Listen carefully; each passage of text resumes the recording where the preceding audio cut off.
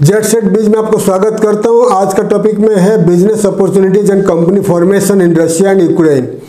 तो Russia Ukraine में business opportunities क्या है, आने वाले दिनों में क्या होगा और कंपनी फॉर्मेशन के ऊपर हम बात करेंगे।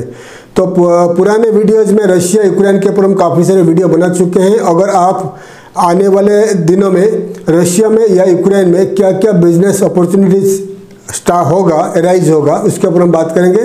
तो रशिया जो है, रशिया यूक्रेन का वार के वजह से काफ़ी सारे प्रॉब्लम्स इंडिया का एक्सपोर्टर, इंडिया का इन्वेस्टर फेस करना पड़ रहा है।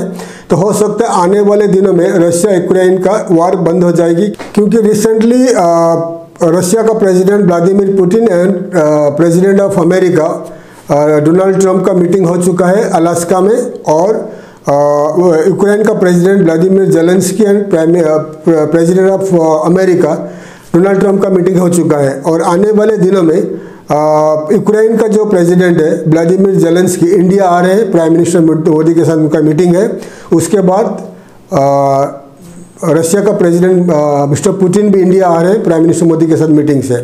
तो हो सकता है आने वाले दिनों में ये वार बंद हो जाएगा, और आने वाले दिनों में जैसे ही वार बंद होता है रशिया में एंड यूक्रेन में काफ़ी सारे जो बिजनेस अपॉर्चुनिटीज आने वाले दिनों में आ जाएगी, ठीक है।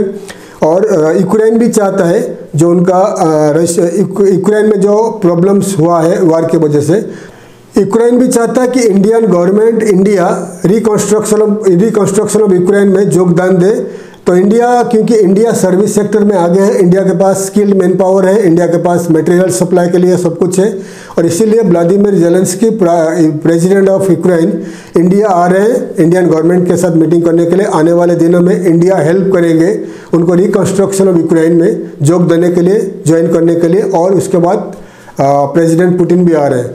तो इसीलिए इंडियन इन्वेस्टर्स के लिए, इंडियन एक्सपोर्टर्स के लिए, इंडिया का एंटरप्रेन्योर के लिए काफ़ी ये अच्छा टाइम है दोनों कंट्री में इन्वेस्टमेंट करने के लिए।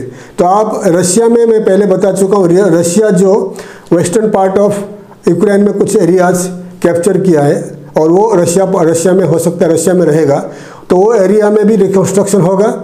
और इसीलिए जितने सारे बिल्डिंग कंस्ट्रक्शन मटेरियल सप्लाई करने वाले कंपनीज है, कंस्ट्रक्शन मटेरियल सप्लाई कंपनीज है, तो आपके लिए अच्छा है। तो आप बिल्डिंग कंस्ट्रक्शन मटेरियल्स हो गया, जितने सारे जैसा कि आपका सीमेंट से लेकर रॉड हो गया, आयरन, स्टील, एल्युमिनियम, जितने सारे प्रोडक्ट, वुड हो गया, लकड़ी हो गया, सब कुछ प्रोडक्ट आप रशिया यूक्रेन को एक्सपोर्ट कर सकते हो। और ख़ुद का वहाँ पर जो ये सप्लाई कंपनी, जैसा कि हो गया आपका जो material supply company, construction material supply company, construction material का दुकान वगैरह, जो हार्डवेयर शॉप वगैरह आप स्टार्ट कर सकते हो यूक्रेन में एंड रशिया में। तो ये सबसे बड़ा ये इन्वेस्टमेंट है। जैसा कि आपने अगर कोई भी प्रोडक्ट, कुछ प्रोडक्ट ले लीजिए, उसके आप डायरेक्ट इंडिया से सप्लाई कर सकते हो वहाँ का बायर्स को, या रशिया में या यूक्रेन में खुद का आप बड़ा वेयर हाउस रख के वहाँ पर लोकली सप्लाई कर सकते हो, या खुद का रिटेल शॉप रख के भी आप सप्लाई कर सकते हो। जितने सारे प्रोडक्ट आप इंडिया, चाइना से इंपोर्ट करके वहाँ सप्लाई कर सकते हो, एक्सपोर्ट कर सकते हो। ये हो गया कंस्ट्रक्शन मटेरियल्स का। उसके बाद हो गया यूक्रेन को तो सब कुछ चाहिए, कि टेक्सटाइल हो गया, गारमेंट्स हो गया, मैन्युफैक्चरिंग प्रोडक्ट हो गया, मशीनरीज हो गया, मेडिसिन हो गया, फूड प्रोडक्ट हो गया, एवरीथिंग आप यूक्रेन को एक्सपोर्ट कर सकते हो, ठीक है। और यूक्रेन में अभी आने वाले दिनों में काफ़ी अपॉर्चुनिटीज़ हैं कंस्ट्रक्शन कंपनीज़ के लिए। अगर आप कंस्ट्रक्शन कंपनीज़ में इन्वेस्टमेंट करना चाहते हो तो कंस्ट्रक्शन कंपनी यूक्रेन में कर सकते हो या रशिया में कर सकते हो, या आप दोनों कंट्री में स्टार्ट कर सकते हो, ठीक है। आप कंस्ट्रक्शन और एक काम कर सकते हो, लेबर सप्लाई कंपनी या man power supply company. Russia में, यूक्रेन में, दोनों कंट्री में वर्कर्स का मतलब मैन पावर का कमी है, मैन पावर नहीं है, क्योंकि यूक्रेन में जितने सारे लोग थे आइदर वो वार में इन्वॉल्व है या ऑलरेडी वेस्टर्न कंट्री यूरोप भाग चुके हैं, और अभी स्किल्ड वर्कर्स या लेबर, इवन लेबर्स यूक्रेन में अवेलेबल नहीं है। रशिया तो आपको पता है, रशिया में वर्कर्स ही अवेलेबल नहीं है। रशिया में जितने सारे यूथ है आइदर गवर्नमेंट में काम कर रहे हैं या डिफेंस में काम कर रहे हैं, या जो भी यूथ है वो फैक्ट्री में या कंस्ट्रक्शन में काम करना नहीं चाहते। इसलिए रशिया रिसेंटली अनाउंस किया था इंडिया से 10 लाख वर्कर्स अभी लेगा, और 2030 तक 21 लाख वर्कर लेगा। तो टोटल इंडिया से 31 लाख वर्कर्स रशिया रिक्रूट करेगा, ठीक है।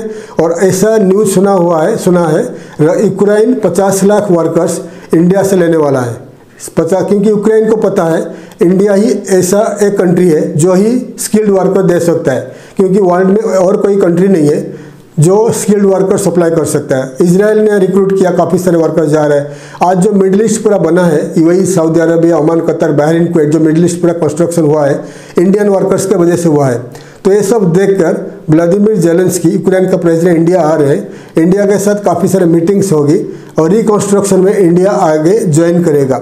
इसीलिए आप man power supply company, labour supply company Russia में भी स्टार्ट कर सकते हो, यूक्रेन में भी स्टार्ट कर सकते हो। दोनों जगह में स्टार्ट करके ये दोनों जगह में जो रिकंस्ट्रक्शन होगा वहाँ का कंस्ट्रक्शन कंपनीज को आप hourly basis, day basis, monthly basis में सप्लाई कर सकते हो।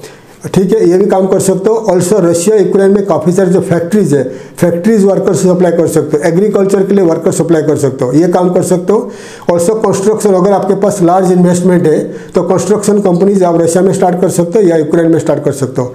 फूड प्रोडक्ट काफ़ी डिमांड है रशिया में, यूक्रेन में, तो फूड प्रोडक्ट का काम कर सकते हो। टेक्सटाइल गारमेंट का कर सकते हो आप। ऑल द मटेरियल्स का, कंस्ट्रक्शन मटेरियल्स का काम कर सकते हो।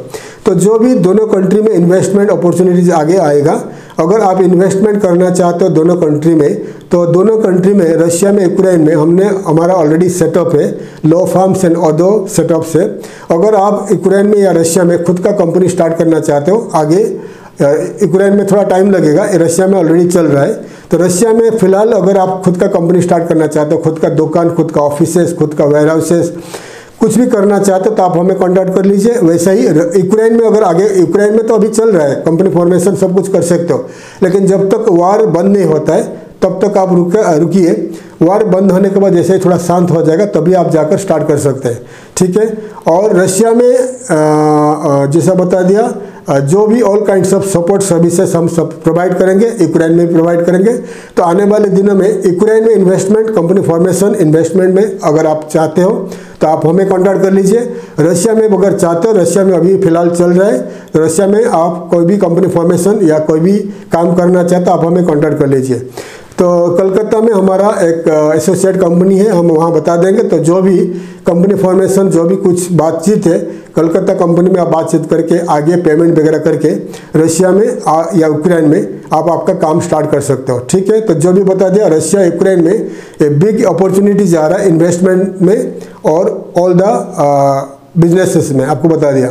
और यूक्रेन में आने वाले दिनों में, यूक्रेन जैसे ही बंद होगा, वार बंद होगा, तो बिग अपॉर्चुनिटी जाएगा। वहाँ लोगों का मैन पावर का कमी है और वहाँ जो वीज़ा इजीली एक्सेसिबल होगा इंडियन इन्वेस्टर्स के लिए और इंडियन वर्कर्स के लिए। ठीक है, और ये आपको रेसिडेंसी वीज़ा भी यूक्रेन में जल्दी मिलेगा। फिलहाल तो ई वीज़ा अवेलेबल है इंडियन सिटीजन के लिए। तो आने वाले दिनों में आप अगर इन्वेस्टमेंट करते हो यूक्रेन में, आपको इजीली रेजिडेंसी वीज़ा मिलेगा, इजीली आप इन्वेस्टमेंट कर सकते हो, इजीली वर्कर्स को रिक्रूट करके आप यूक्रेन में ले सकते हो। क्योंकि यूक्रेन को ह्यूज मैन पावर चाहिए, ह्यूज वर्कर्स चाहिए, ह्यूज मटेरियल्स चाहिए, सब कुछ चाहिए यूक्रेन को। ठीक है, तो हो सकता है आने वाले दिनों में ये वार जल्दी बंद हो जाए और इंडियन एक्सपोर्टर्स के लिए, इंडियन इन्वेस्टर्स के लिए काफ़ी सारे डोर्स ओपन हो जाए यूक्रेन एंड रशिया में। थैंक यू, धन्यवाद, जय हिंद।